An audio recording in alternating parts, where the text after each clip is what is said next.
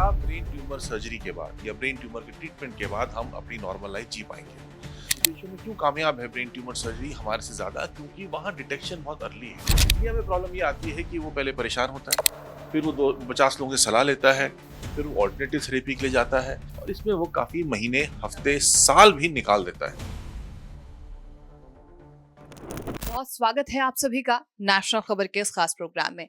आपने हालिया ही हमारे ही इसी चैनल पर ब्रेन ट्यूमर को लेकर एक विशेष रिपोर्ट देखी होगी, जहां पर चर्चा हुई कि आखिर किस तरीके से जो मरीज हैं, ब्रेन ट्यूमर के जो मरीज हैं, वो अल्टरनेटिव थेरेपीज की वजह से कई गंभीर समस्याओं को का सामना कर रहे हैं। और उसी से जुड़ी हुई एक और जो रिपोर्ट है वो हम आप तक पहुंचाने की कोशिश कर रहे हैं कि अगर किसी भी व्यक्ति को ब्रेन ट्यूमर हो ही जाए और तो वो किस तरीके से अपनी जो लाइफ है उसे आसानी से आगे जी सकता है और आखिर क्या ट्रीटमेंट ऑप्शन है, ये तो हम बात करेंगे ही। लेकिन स्टार्ट करते हैं इसी टॉपिक से कि आप अपनी लाइफ को या ब्रेन ट्यूमर का जो मरीज है वो किस तरीके से आगे सेफली बना सकता है। तो चलिए इसी पर चर्चा करने के लिए नेशनल खबर की पूरी टीम जो है वो फोर्टिस नोएडा में मौजूद है और हमारे साथ मौजूद हैं जाने माने न्यूरोसर्जन हैं डॉक्टर राहुल गुप्ता और न्यूरो सर्जरी डिपार्टमेंट के हेड हैं फोर्टिस नोएडा में ही। बहुत स्वागत है सर आपका।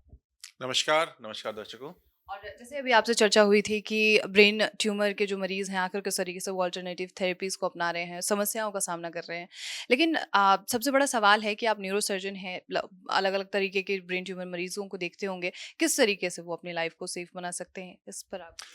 तो जब हम बात करते हैं ब्रेन ट्यूमर की तो हमारे पास बहुत सारे मरीज ये लेके आते हैं कि हमें ब्रेन ट्यूमर डिटेक्ट हुआ है, पर हमारे को सिम्टम्स बहुत ज़्यादा नहीं है। सिर दर्द हुआ, उल्टी हुई, विजन में थोड़ी प्रॉब्लम हुई, दौरा पड़ा या एक साइड वीक हो गई, लेकिन फिर भी हम अपनी ऑलमोस्ट नॉर्मल ज़िंदगी जी रहे हैं।